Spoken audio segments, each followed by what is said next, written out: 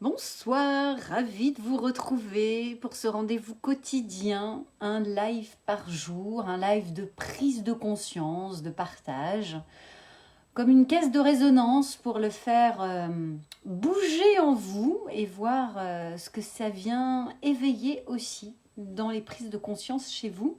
Je suis Julie Girard, coach d'affaires, au service d'une entreprise pour la qualité de vie du dirigeant ou de l'entrepreneur. Ce soir, j'ai envie de vous parler encore dans l'énergie du leader, l'importance de prendre soin de soi avant tout.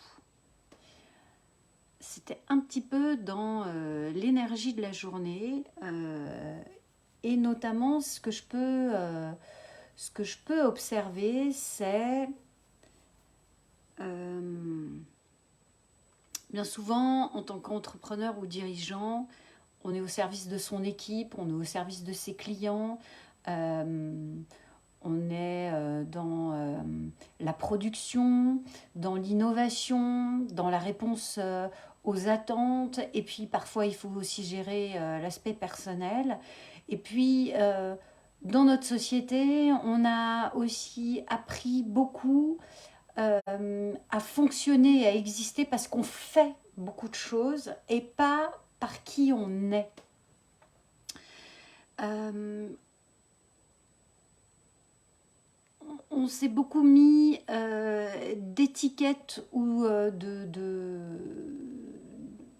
poids sur les épaules en se disant que parce que l'on fait beaucoup de choses, on est où on a cette fonction au détriment de sa propre santé, au détriment de son propre équilibre, ou parfois ce que je peux observer dans l'énergie de l'entrepreneur, c'est cette volonté de se dévouer corps et âme à son entreprise, à son business, au détriment de sa son propre équilibre, de sa propre énergie. Et d'ailleurs, c'est une des images que j'ai appris quand j'ai démarré ma première entreprise de coaching de vie en tant que thérapeute. Cette image-là, je trouve qui parle bien, c'est le sauveteur en mer. Si c'est pas nager, ben il saute pas dans la mer en fait. Il envoie la bouée, il donne un maximum de moyens autour de lui à la personne qui est en danger, mais il saute pas si c'est pas nager. Et le premier réflexe que l'on apprend dans l'avion quand il y a un danger, c'est avant de mettre le masque à oxygène à son voisin, c'est de se le mettre à soi. Et dans la vie entrepreneuriale, eh ben, c'est un peu la même chose. Avant de se préoccuper de ses équipes, de son business véritablement, c'est d'abord de s'occuper de soi, de son alignement, de sa clarté émotionnelle, de se détacher de ses deuils, de ses amertumes, de ses schémas limitants en tant qu'enfant pour pouvoir prendre sa pleine responsabilité, de pouvoir libérer son énergie en tant qu'entrepreneur. Ce sont des sujets que je peux voir notamment dans des moments de résistance ou de difficulté.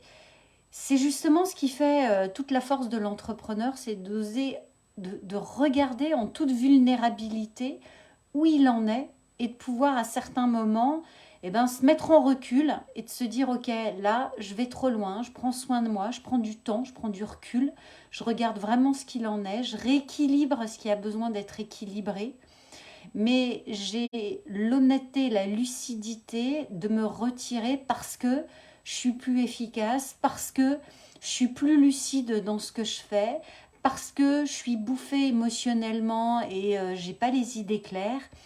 Et ça pardonne pas quand on est entrepreneur.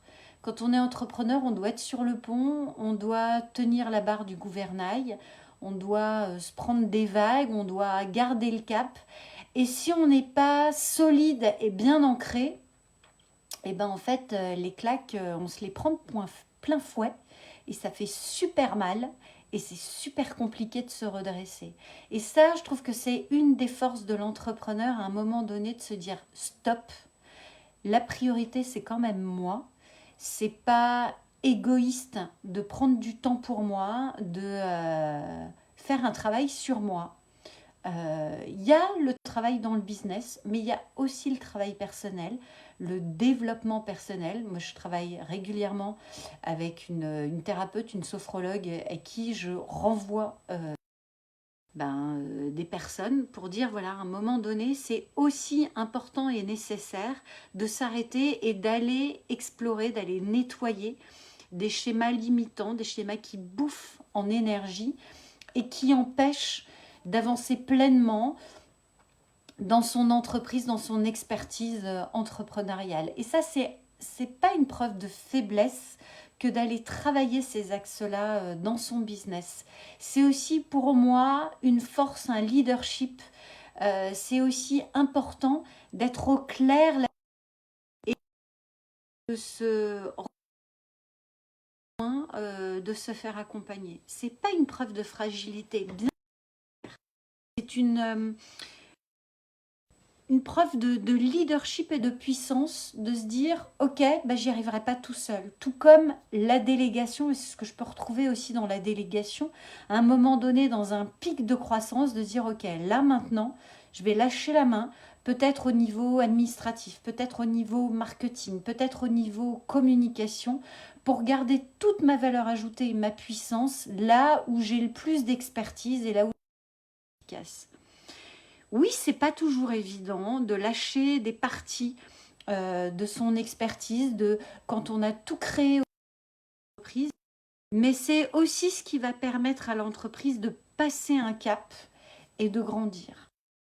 Ça, je trouve que c'est une preuve de force, de vulnérabilité, de se dire, là, j'ai besoin que ce soit sur la partie accompagnement, développement de l'entreprise, sur la partie support, au niveau administratif, au niveau marketing, ou sur la partie personnelle.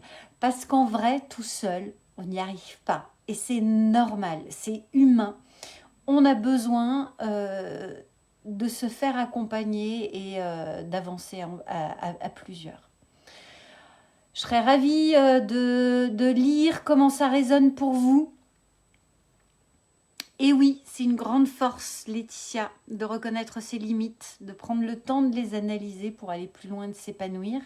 Et c'est aussi une grande force de le faire en étant entourée.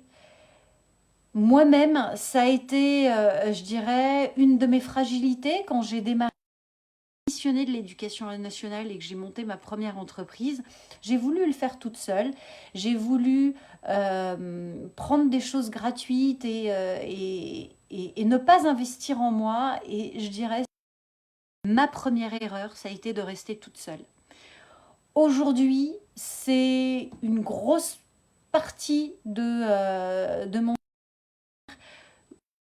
N'hésite pas à réinvestir dans des mentors, dans du coaching, parce que je sais la puissance de l'interaction, la puissance d'avoir quelqu'un qui va me renvoyer mes angles morts, qui va aller me challenger, qui va aller creuser, qui va aller m'aider à regarder à l'intérieur de moi ce que je n'ose pas voir ou que j'ai du mal à regarder, même si je suis moi-même, je continue de me faire accompagner. Et pour moi, aujourd'hui, c'est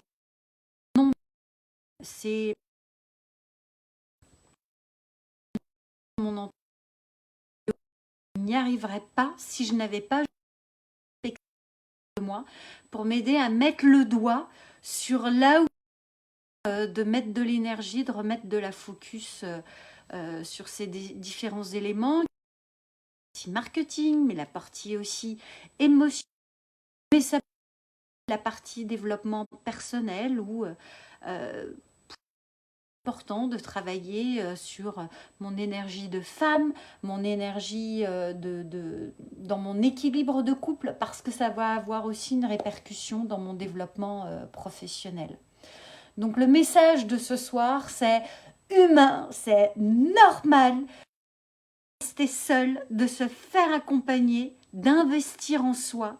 C'est tellement important et c'est tellement porteur que c'est une vraie une vraie force, je dirais, c'est une vraie marque de leadership de se dire, ok, maintenant, je prends du temps pour moi sur ces différents axes pour aller de l'avant et savoir que, en fait, juste le fait de me dire, tiens, j'ai des rendez-vous réguliers, j'ai des feedbacks à donner, et c'est pas des comptes rendus à faire à mon coach, c'est juste des comptes rendus à me faire à moi, des engagements vis-à-vis de moi, mais le fait d'être dans une co-responsabilité, d'avoir quelqu'un qui va m'écouter, qui va me challenger, me bousculer, me demander où j'en suis, et ben c'est ça qui m'aide à avancer. Et c'est super puissant et c'est super porteur de se sentir justement dans cet écosystème. N'est-ce pas, ma chère Pat, ma chère Anne, coucou toutes les deux. Ravie de vous retrouver ce soir. Donc vraiment l'importance de son environnement en tant qu'entrepreneur et de prendre du temps justement, de se faire accompagner, de se faire épauler, de se faire challenger dans un cadre de bienveillance, parce que c'est dans ces espaces-là de croissance que j'arrive à passer des caps, à me dépasser. Et c'est juste humain et normal de prendre ce temps-là dans la croissance de l'entreprise. Grand merci à vous de ce temps que vous prenez, de vous arrêter, d'écouter, de se dire ça vient résonner, ou inversement, tiens, ça va bien, ça ne vient pas résonner. Est-ce que finalement il y a une résistance aussi qui se met en place? Et oui, ensemble, on va plus loin, on est plus fort, ça c'est sûr. C'est pour moi une évidence. Et ravie de le sentir aussi chez vous ce soir. Je vous souhaite une magnifique soirée et je vous dis à demain. Bye bye.